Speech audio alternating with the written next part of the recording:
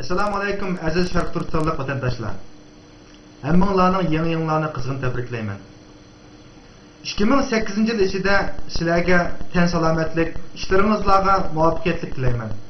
Bo'libmi Sharq Turkiston milliy davosida elib borayotgan bu yo'lda har qanday fidokorlik, jabr jafolardan qochmay kurash qilayotgan Xitoyning har xil suiqasdlari, shundaqla ichimizdagi qo'y terisiga o'rnalgan yalmog'iz munofiqlarning milliy birligimizni partiyalash yo'lida elib borayotgan turli hujumlarga pisand qilmay, milliy davoyimizni xalqaro sahnaga olib borayotgan rahbarlarimiz va tashkilotlarimizga Janobi Allohdan rahmat va marhamat tilayman. 2007 yil ichida xalqaro yuz bergan zo'r siyosiy voqealarga parallel holda Sharq Turkiston davosidami zo'r voqealar yuz bergan bir yil, zo'r ilgirlashlar qo'l ko'targan bir yil bo'ldi.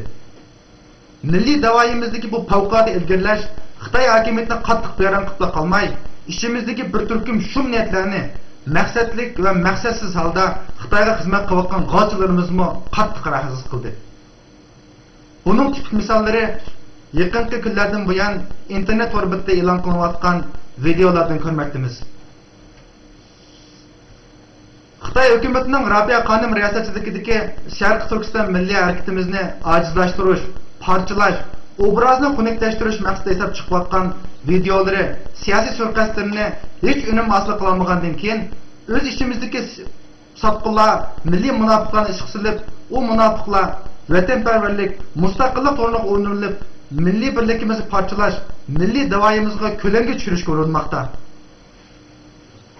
Bir qancha kundan buyon Ablajon Leynaman ismli bir maxluqning YouTube saytida e'lon qilgan bir jillashlari men va menga o'xshash vatan hasratidan chiqayotgan haqiqiy vatanparvarlarga qattiq g'azabini qo'zg'adi. Men shu vajdan Ablajon Leynaman va shuningga o'xshash xayollarga javob berish maqsadida kunisira uyg'unlayotgan milliy davoyimizning salomatligi, inqilobchilarimizning, tashkilotlarimizning to'xtamsiz kurashi uchun bir mas'uliyat bor deb his qildim. Ablajon Leynaman va shuningga o'xshash kishilarga shuni demoqchiman. Uyg'ur xalqining ma'rifiy onasi, milliy harakatimizning rahbari Robiya Qodir xonimning Xitoy turmushidan chiqqandan buyon yaratgan natijalarini samimizga silishning hojati yo'q.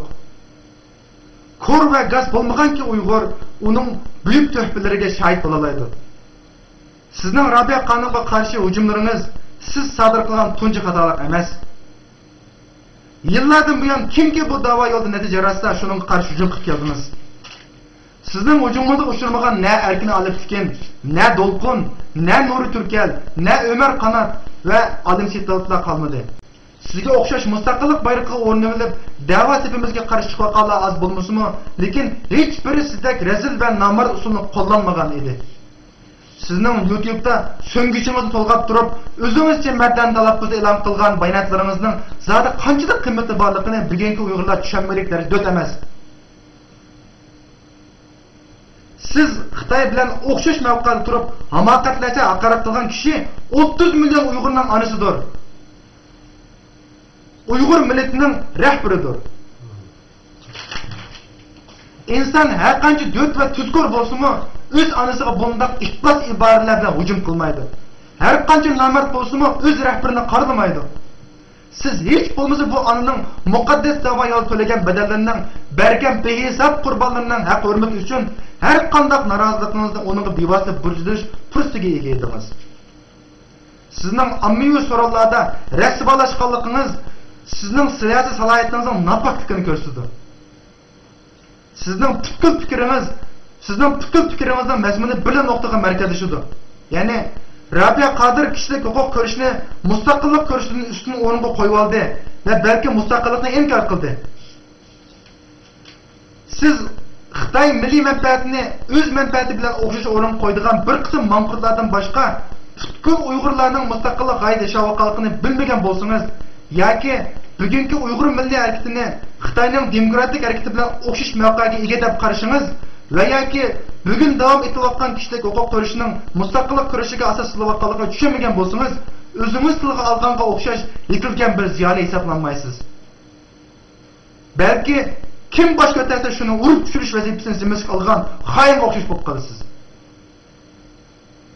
Rabia Qadir Xalim riyosatchiligidagi Dunyo Uyg'ur qurultiyi mustaqillik xitobnomasini 2005-yilda e'lon qilib bo'ldi. Bu xitobnoma Dunyo Uyg'ur qurultiyining Sharq Turkistonning milliy mustaqilligini maqsad qilib qilgan butun tashkilotlarning o'rtak xitobnomasi, xalqimizning orzusi. Yaqinda Rabia Qadir Xanim butkul dunyoga Uyg'urlik bedeli haqida e'lon qilgan Sınavғы çaqırqıda özünün ve Dünya Uyghur Qurultayının murassasiz halda mustaqillik arzusunu intayın jangovar uslan jakarlığalıqıga hemimiz şahit bulduk. Siz özünüzün ziyali dep jasadığınız bilen bu xitobnomani o'qib tushunmagidek, chaqirqini anglab tushunmagidek aqlga ega emas o'xshaysiz. Dünya Uyghur Qurultayi kishilik huquq ko'rishi mustaqillik ko'rishdan bir bosqich qiladi. Bilmagan bo'lsangiz so'rab boqing. Dünya Uyghur Qurultiyi mustaqillik ko'rishi musobaqasi da'vo uchun foydalab bo'lgan har qanday taktikani erkin qo'llash huquqini o'z raisiga taqdim qilgan edi. Buningdimi maqbul qiling. Mustaqillik shuari bilan yotqonga yo'ginilib, o'zida qaltis qahramon ko'rsatayotgan sizga o'xshash guldir va yomg'ir yo'q, hayvus va mag'dur yo'q inqilobchilarning tiriqlik natijasini biz ko'rmadik. Aksicha, kishilik huquq da'vosini milliy mustaqillik ko'rishimizning faqat bir bosqichda bilib jahonni ta'virtadigan rahbarlarimizning millatimizning millatimizga mustaqillik umidi berayotganligini ko'rib yashayapmiz. Agar mustaqillik shuari bugungi da'voyimizga manfaat beradigan bo'lsa edi, siz tilga olgandek xalqaro qonun himoyasiga erishilsa edi, davlatlar va millatlarning hukumat tashkilotlarining har turli cheklamasiga uchirmasa edi, yolg'iz liderimizlar emas, milliy erkimiz yo'lda badal berayotgan har qanday Uyg'ur bu muqomga junining bari to'lgan bo'ladi. Siz faqat bo'lmaganda bu nuqtani tushunishingiz, hozirgi o'zingiz pesh qilgan salohiyatingiz bilan to'g'ri tushunishingiz kerak edi. Afsuski, siz allaqachon Xitoyga va'da berib bo'lgan birsidek qilsiz. Sizning kishilik huquq ko'rishi bilan mustaqillik ko'rishi haqida olgan misolingizning chigitchaqidiga yer shuki, bu uyni zo'rlik bilan besib olguchi uy egisini qo'rg'a emas, balki taloq haydab chiqardi. Bu uyga kiradigan imkon va fursat qoldirmadi. Qo'rg'on ichida adab chekayotganlar bo'lsa, uy egisining bola chaqalari, tutqonlari tamoman kuchlangan mahbuslar. Ular mustaqillik ko'rishi bilanmi, kishilik huquq ko'rishi bilanmi shug'ullanishga qodir emas, balki bosh ko'targanlarlar o'ldirildi.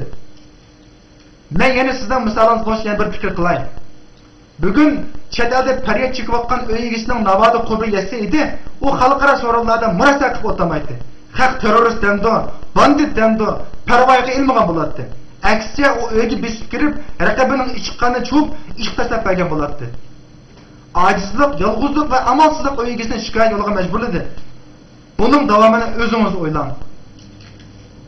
Yana shuni ta'kidlab qo'yayki, navoda sizdek shunday to'g'ri ideya, taktika va qudrat bo'lsa, siz boshqalarning xatoligini afsuslanguncha o'z rolingizni joriy qildirsangiz bo'lmaydi. Siz nima uchun mustaqillik shuari bilan o'tirg'i chiqib kurash boshlamaysiz? Nima uchun vataningizga azob qilmaysiz? Nima uchun vaqtingizni mustaqillik yo'lidagi kurash sharaf qilmay, internetda g'aybat qilib o'tirasiz? Sizda shu g'aybat qilish san'atidan boshqa bir san'at iqtidori yo'q. Siz millatga va'da etishdan burun avval o'z vijdoningizga va'da eting. Odam bo'lishdan boshlang. Ozroq axloq, nomus o'rganishdan boshlang. Vatan büyük şuar bilan emas, yoki sizdek she'r o'qish, şuar to'lash bilan emas, büyük xizmatga odat bo'lg'isi. Aziz vatandoshlarning diqqat bilan anglashga rahmat.